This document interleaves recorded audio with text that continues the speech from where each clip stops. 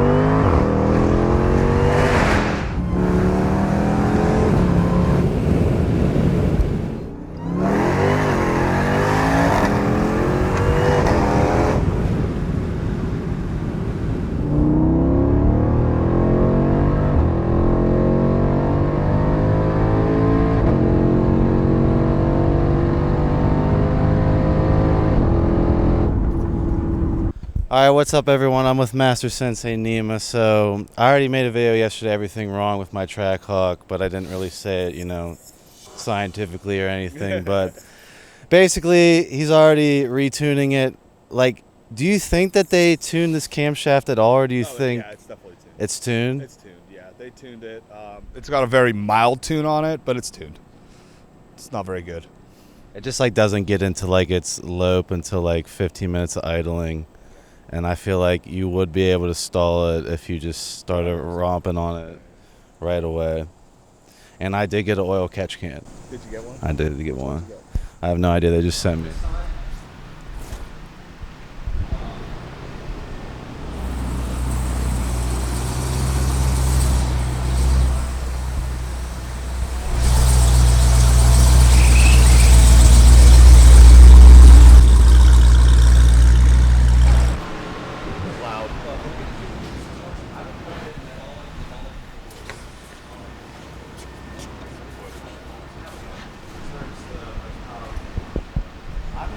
We're going to fix the idle issue, hopefully, and also we're going to fix the airflow table. It's a little bit all over the place. It's like they didn't actually do a good log beforehand. So get this tune on. We're going to take it for a rip, third gear pull, check out the data, see what happens. We have stuff like HP tuners and like the Diablo Sport and all those things to tune with, and they're super user-friendly. When I have to tune like the S3, it's a shit show. It's not user-friendly. It's a lot of code. It's a lot of nonsense. I don't get this big, beautiful graphical interface.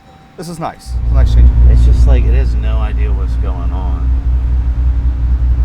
Turns out it's a little different than how like the Hellcats are. So I have to actually, I'm going to call up my buddy at Chrysler right now and see. He'll let me know. There's like a clunk in the back when you like get on it. You don't hear it? I heard it every fucking time. I was like, God damn, how's he not hit center?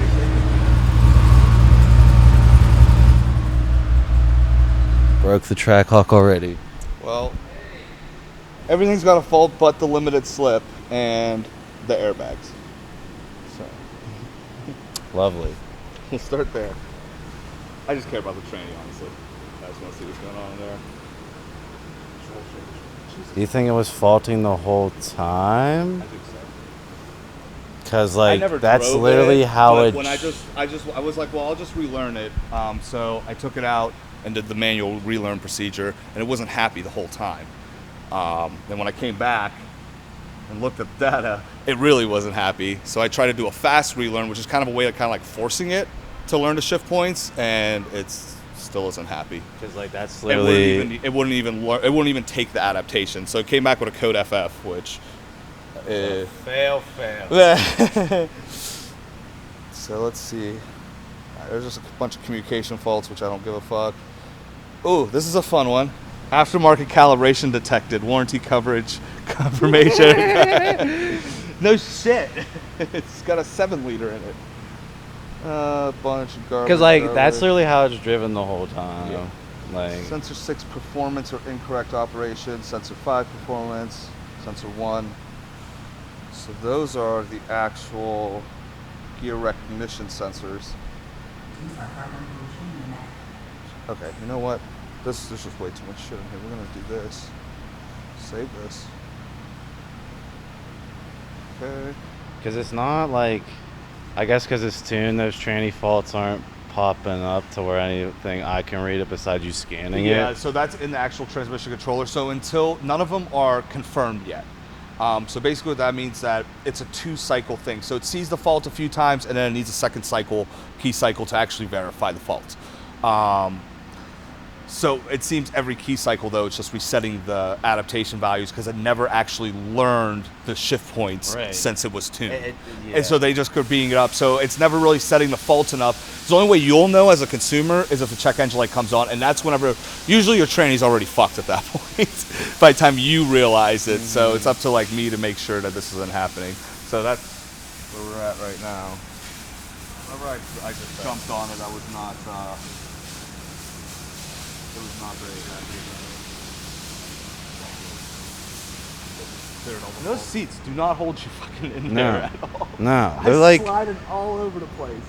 What do you think of the B Woody? That's a full B Woody package suspension. It's still. It's garbage. Yeah. I'm not gonna lie. I mean, I might be a little biased coming from Audis, but even those things they weigh 8,000 pounds on the bigger cars, and our suspensions feel better than this. So I don't know. It might just need dialed in. It might just be. They just slapped it on and set it up. The alignment's off. Alignment's caught garbage. That's a lot to do with it. I don't think there's any toe in the front, just judging by the steering response. So that will help a little bit, and then we'll take it from there. One step at a time. But damn, this bitch run hot. So hot. I was watching the timing while I was driving, and literally you brought it here hot, and it still was pulling 6, 7, 8 degrees of timing from what it should be at, just because of how much heat was getting into the engine. It didn't like those intake air temps. I mean, they were over 120 degrees. I mean, it's a hot day. What is it, 95 out there? 90 something? 91, yeah. So I mean, you're looking at a delta of like almost 35 degrees. So the difference between actual air and the air going into the supercharger at the intake air temp sensor is about 30 degrees. That's huge. I mean, you want we shoot for a 10 degree delta on most of our cars. I know with these things, guys are doing something like that. They're getting about that 10 degree delta, which would be ideal. So, yeah. All right, let's see what is not. There's a bunch of stupid stuff. Aftermarket lost communication codes, don't care. All right, so nothing important came back. Yeah, TCU's normal now. All right, let's. So is the TCU like every time it's learning airing out? Yeah. So what it seems like. So like it's like never been able to adapt itself. So we're gonna try to get it to adapt itself, and that should help significantly with the shift points on it. It's just so confused, like when you roll to a stop unless you're manually shifting it down itself. Do you know if this TCU is tuned? It doesn't look like No, it, but I don't think it is. I don't think it is. So I'm gonna make a tune for this TCU for you, because this one, it should have them anyways. But that's another thing I was half-assed. It's fine. We'll fix it for you. Thoughts? What is there anything not to expect with this build if they didn't put an oil catch can on it by the time it's stage 4? Even that idle right now is like 1,000 times better.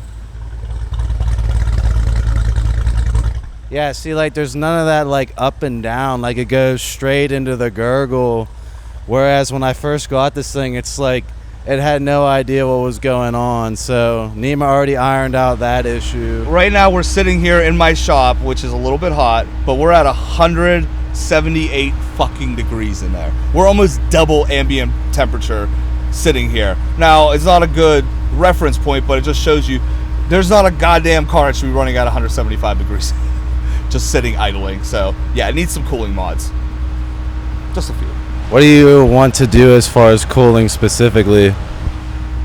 I already told him yesterday about the meth you want to do. Yeah, I want to do the methanol top plate, but there's also what's called a killer chiller, and then there's an interchiller. One is like the brick, and the other one is like an after cooler. Okay. So we'll figure out which ones work together well, and then the fan upgrade, obviously, because there's a cooling fan upgrade. So those would be where I'd want to start with the cooling stuff before we do anything else to this car. And then honestly, once we do that stuff, we're gonna retune it because it's gonna just run better and happier. So we can ask for more timing, ask for more. Port the supercharger. Yeah, that's give it. And that's all. We love porting things here.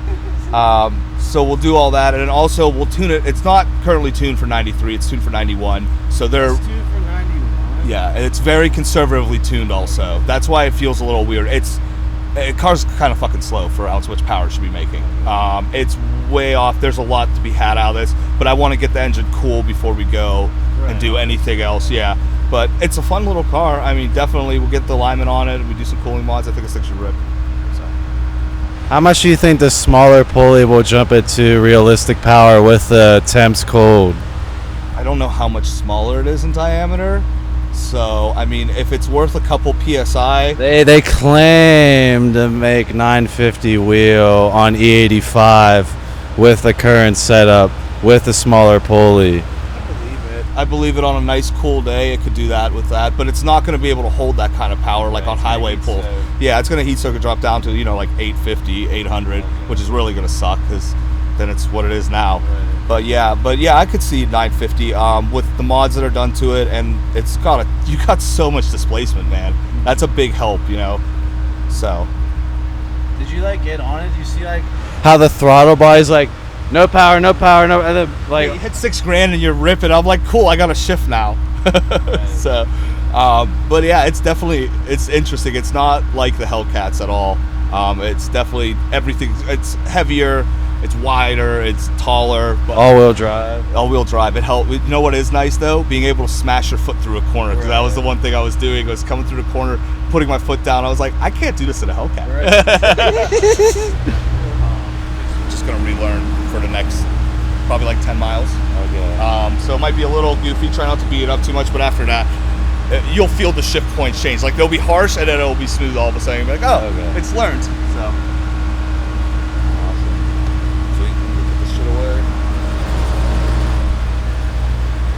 Well, I'm glad. That's why you have a Nima. When you buy, he told me to buy a stock vehicle, and I show up to his shop with the stage 4 Trackhawk. That's half-assed. This is the third time he's done this to me.